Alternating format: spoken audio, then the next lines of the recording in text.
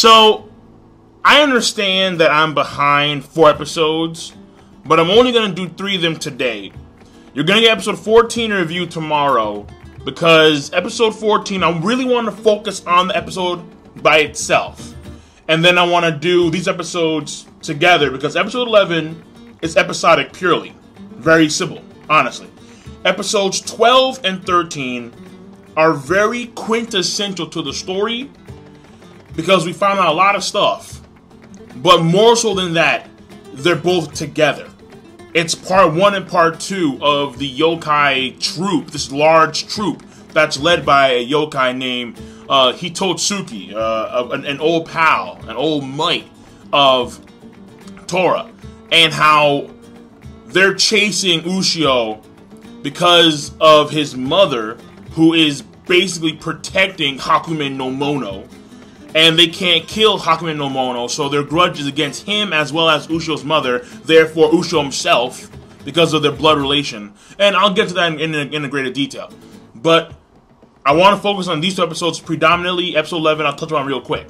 So, you'll get episode 14 review tomorrow, guaranteed, no doubt about it. Now, first of all, episode 11. Well, you know what, let me do it. You know what, I'm going to do it in one giant broad brush. I mean, yeah, fuck it, why not, alright? When it comes to these episodes, animation overall, through and through, very good, alright? Like, it's been constantly good. The scenes that I actually enjoy the most, honestly, are, like, the Tora lightning scenes. Those are awesome, as always.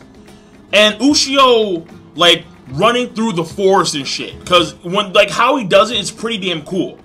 It really is cool. Like, it honestly reminds me of Killua, in a way, from Hunter x Hunter. Like the swiftness. It really does. But that's just my take on that. Now, animation through and through good. Pacing, episode 11, episodic. Everything was done episode. And more so than anything, it was fine pacing-wise. Episode 12 and 13 are very well structured. Very well structured, very well paced, both of them. Because they do help move the story along greatly within the course of 2 episodes. And it's not just from an overall story standpoint when it comes to like the story moving itself, but also it's from character progression. And mainly it's Tora. Because Tora has, so let me go right there to character development. In episode 11, you have Nakamura and Inoue, alright? And basically for them, it's them being once again reintroduced into the fold of the story, because they were MIA for a very long time in the story, honestly. And how basically it's more so Nakamura just reaffirming her love, her crush for Ushio, and the same thing for Inoue. But Inoue, it's for Tora. It's kind of weird like that. Like, Inoue has a thing for demons. To each his own. I'm sorry, to each her own. Fuck it. But basically, that's how what happens there. Not only is the character interaction between those two, it shows you what's going on back in the middle school area, and how, you know, you have some folks, they're actually fairly depressed. Well, not depressed, but it's not as bubbly, it's not as vibrant now that Ushio is gone. So it shows you just how much of a pillar he is to that environment. And even guys like Reiko and the other dude, I forgot his name, Misaki, something like that. Even they come back in there, and they're like, "Hey, where's Ushio? I got this magazine on motorcycles." And she's like, "I'm not his babysitter. What are you talking about?" And so, like, it just shows you just how when he's not there, the whole flow of the classroom, of Nakamura's daily life is just like disrupted completely. So that was fascinating. And when it comes to Tora and Inoue, like, that thing is just weird. Basically, he likes the burgers, but like, basically, there's something going on there that is just weird. It's weird, but it's definitely a love thing or a crush thing. With Nakamura and Ushio, it's far more ingrained in their past. You see that when she had like this dog this dog took something from her. He tried to get it back, and then in the process, it winds up floating away. But he winds up carrying her back home, and like that's how like the image in her mind stays, where she has that dream of her being carried by Ushio back home. So basically, like, yeah, it's fortifying their bond. It's the bond between Nakamura and Ushio more so than Inoue and Tora, but Inoue and Tora are still there. Now, episodes 11, 13. First of all, this is huge for Tora. This is massive. Because we find out, basically, that in these episodes, the reason for his character progression, in all honesty, the reason why he wants his name to be Tora at the end of episode 13 and not Nagatomi Maru or Azuzef is because that name, those names are the Tora of old. All right, it's the person who was going around eating people, killing humans, constantly fighting and one-on-one. But after being trapped for 500 years in the cellar of the Aotsuki residence, after meeting Ushio, he's changed. He's a different person. So he wants to throw away that name because that name is the name of someone else. Nagatomi Maru and Tora are two different people.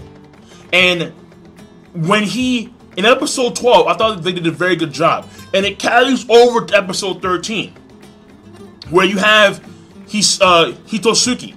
He's like, don't go after Ushio. We're gonna go and kill him. He's like, yeah, fine, kill him. And then Hitosuki, he's like, yeah, you know what? That's the old you. Good shit. We're gonna go and kill him right now.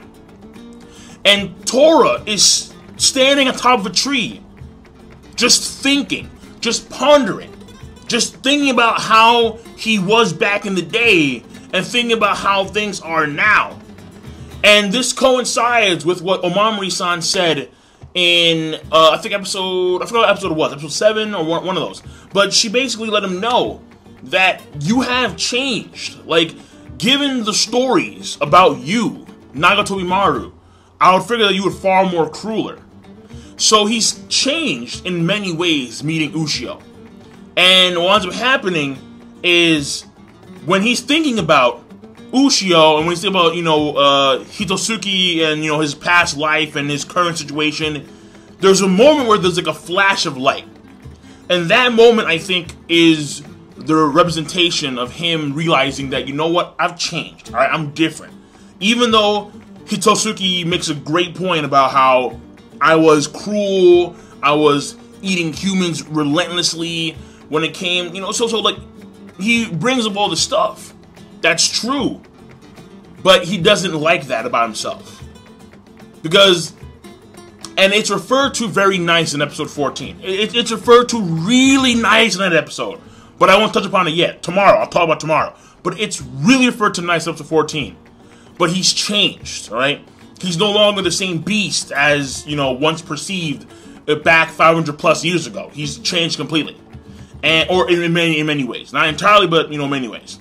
And him accepting the name Tora and giving Hitosuki that final punch in their one-on-one duel is the obvious, it's the changing point. Like, it is like the de facto changing point. I am not Nagatomi Maru, I am Tora. I hate that name because that name represents someone else entirely.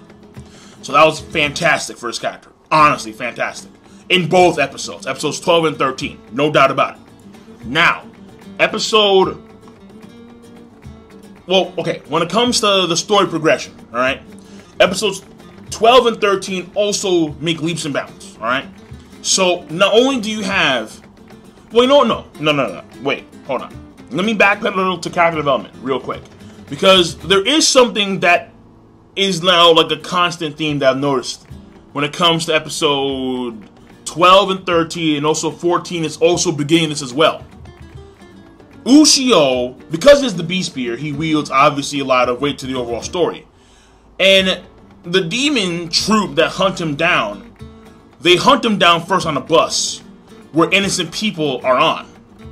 So basically, what happens here is Ushio has a conflict with himself because what his position causes other folks to be hurt in the process. Again, it's highlighted well in episode 14 as well. Because in episode 14, you have a character directly call him out on that shit. And it's because he hasn't gone through, like, the necessary training as other folks have. But the whole thing here is that when it comes to Ushio, he has to constantly try and like evade people so the yokai can target him specifically. So he uses him as, so he's basically like bait, because when he's in when he's in a village, he has to run away. He has to protect some people. He has to run away at the same time, using his name to call them out to, you know, bring them out. But at the same time, even though he's killing these yokai in the process, he talks to this old man who winds up being a Tengu demon, and that was pretty cool. But he basically lets it be known that even though I'm killing all these yokai, I'm not used to it, like, at all. Like, he's still a middle school kid.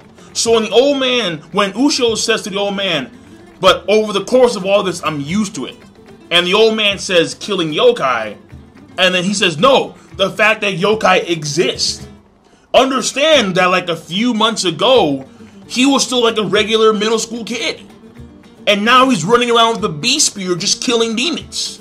So his life has completely changed.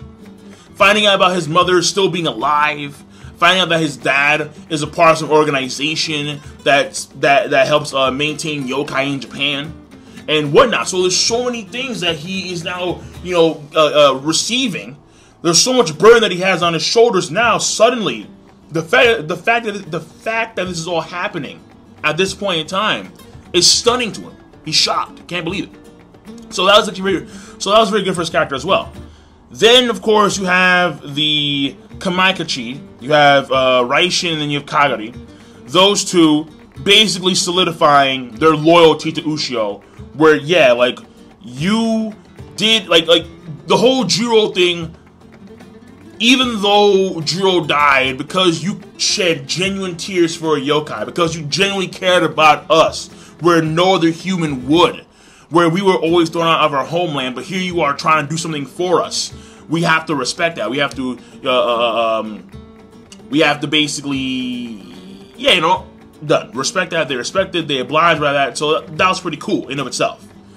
And when it comes to Omamori, she's basically upholding her weight, where in the previous episode she said that I would pay the debt, and she is now repaying the debt. In episode 13, she does in full, honestly, where she does introduce Ushio to the leader of the demons in the mountain areas. So that was good on her part as well.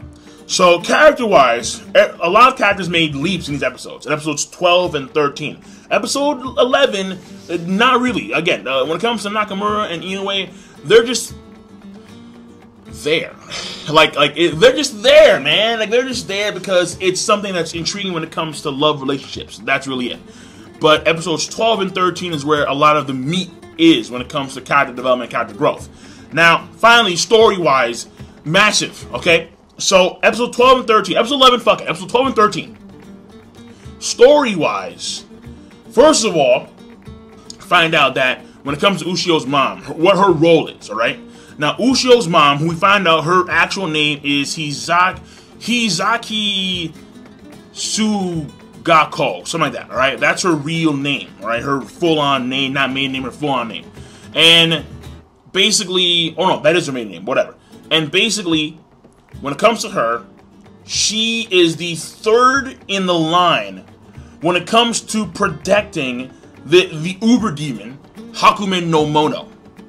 And the other demons, the demons of Japan, want to kill him because he is the son of her, alright? Sugako. Because Sugako, she protects Hakumen no Mono. Hakumen no Mono is basically the nine-tailed fox with a hawk head. That's what he is, in a nutshell. And he's pale. He's like a palish purple color.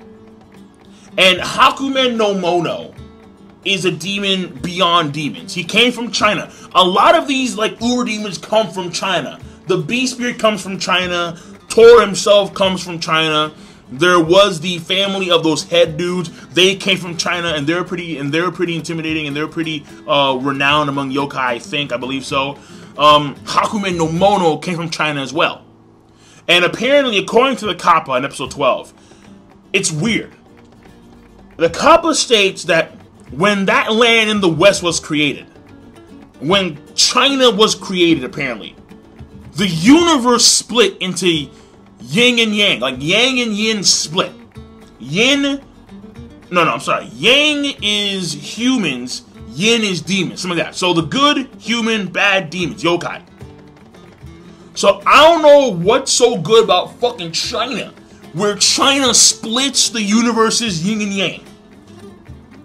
No idea, but whatever, alright? And just roll with it. Just fucking roll with it, man. Let gravity take you. So here's the thing. Basically, Hakumen no Mono is like the embodiment of all yin. Like, he's just evil. It's evil. I can't say he, it. And it first came to China as a young girl.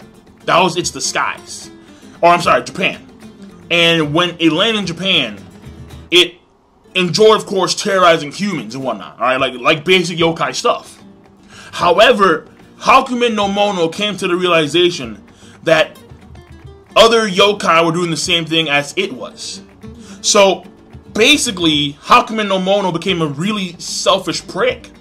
And was like, all the demons are gonna die because you guys are unnecessary. I want to enjoy the human fear and suffering by myself. And I'm gonna take you all out. And that's where it all started. Hakumen no Mono started to take out other yokai in mass, in droves. And the yokai of Japan, who normally never would team up, became a unit. They became a giant army to take on Hakumen no Mono, including Tora and Hitotsuki. So Tora was a part of that unit to beat Hakumen no Mono. But after Hakumen no Mono retreated, when it was dealing with both yokai and humans, Tora lost interest, and that was when he was sealed with the Beast Spear 500 years ago. This whole battle has been occurring for a very, very, very long time. And basically what the case here is, they have a grudge against Hakumen no Mono, because Hakumen no Mono said, I will return, and I will kill you all. So, they tried to find Hakumen no Mono. They were going to go and kill Hakumen no Mono, but they're winding up being blocked by Ushio's mom, who I think is probably several centuries years old, because she's the third in line, and they've been protecting Hakumen no Mono for about 1,000 years. So the war has raged on for a very long time. The battle itself against Hakumen no Mono took 200 years, 2 centuries of just pure combat. And when it retreats, 1,000 years up until this point in time, where the yokai have been trying to kill Hakumen no Mono, but there's always been some woman blocking the path with a barrier of some kind. And the latest woman is Ushio's mom. So, give or take 300 years per woman to pass away and pass on the techniques to the next person. Something like that. So, it's very fascinating. It's very intriguing. And now what we have here is this... Well, the militia, or the demon troop, they were created to, kill Ushio, because they want to get their revenge in some way, shape, or form, to get to relieve their rage to even a minute degree. But they wind up losing, and then the leader of the yokai, because he was the old man, the Tengu, he winds up saying, okay, fine, listen, no one attack these guys, my orders, end the damn story, period. And what happens here is now Ushio and company, or Ushio and Tora, they should be okay, but they're going to not be attacked by demons anymore, and now they can probably focus solely on Hakumen no Mono, or at least the mountain demons, alright?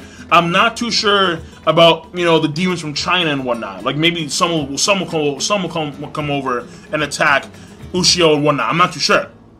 But at least the demons in Japan will not attack Tora and Ushio anymore, because their mission is to find out the reason why this Ushio's mom and her predecessors are protecting Hakumen no Mono. And that's fantastic. So episodes 12 and 13 were wonderful for the overall story. Absolutely wonderful. So, to give my brief thoughts, alright? What I think is the reason why they're protecting Hakumen no Mono is because Hakumen no Mono is basically their nuclear bomb. Hakumen no Mono could wipe out potentially all the demons in Japan, Therefore, the demons have to stay united against Hakumen no Mono, which means that the demons don't have to... So the demons aren't focused on eating human beings. They're more focused on killing Hakumen no Mono, because once Hakumen no Mono comes back, they're all going to be killed anyway. But at the same time, it's Ushio's desire to have harmony with the yokai. So when he mentions to the old man Tengu, why can't yokai enjoy this food like we can when he's eating the cream bread? And at the end of episode 13, the Tengu actually eats the cream bread and he actually likes it. The same thing goes for Tora and the hamburger. It looks like when it comes to the organization that keeps, because it probably is an organization that keeps, I think, actually, you know, I think it is the organization of Ushio's father. I forgot what it was called, but the ones that maintain yokai in Japan. They're probably the ones that are keeping Ushio's mom in that place to seal, to put a barrier over Hakumen no Mono. So when Hakumen no Mono recovers, the Hakumen no Mono can go and kill all the demons, and then the humans can maybe kill Hakumen no Mono after he's done killing all the demons, or bring their numbers far, far lower. So the threat to humanity lessens in a certain sense when you keep Hakumen no Mono, your nuclear bomb, alive. But the best way to go about it is probably Ushio's way, where you don't have demons eat humans, but you have demons almost live like the Kamaikachi, where they may take human forms and they eat regular food like we do. They eat burgers, they eat fries, they eat cream bread, they have tea, whatever. So that's probably what, like, there's going to be a major conflict or a major, you know, butting of heads later on in the series. Ushio's mindset versus the current mindset of the organization. So, but overall, the episodes I thought were great. Well, episode 11, honestly, is okay. It's okay at best, honestly, because it does give Nakamura and Inoue some necessary spotlight, but it doesn't really help their character development, with maybe the exception of Nakamura, but it's still along the same lines. Like, it's not that much different. It wasn't that much in growth anyway. When it comes to episode 12 and 13, it does wonders for Tora. It does wonders for Ushio. The Kamaikachi did pretty good character-wise, and then you have Omami at the same time. She coming in there, her getting her character development as well. Then you have the Tengu leader. Then you have Hitosuki, who is also, as a character, he's gonna come back, obviously. But for now, he's actually a pretty good character. And then, of course, you have massive story progression when it comes to Ushio's mom, when it comes to Hakumen no Mono, who's probably the final villain of the series. And aside from that, I'm just wondering, like, where's Hyo, bro? Like I'm wondering, like, when is Hyo gonna come back and, you know, do his thing? Because Hyo, I know he's coming back at some point. I fucking know it. So that's it. I'm done. Overall, the episodes, episode 11, okay. Episode 12 and 13, both of them are going to be amazing, and I'm done. So, King of Lightning, rate the video, comment, subscribe. I will see you guys tomorrow for episode 14 review. Guaranteed. Have a nice goddamn day.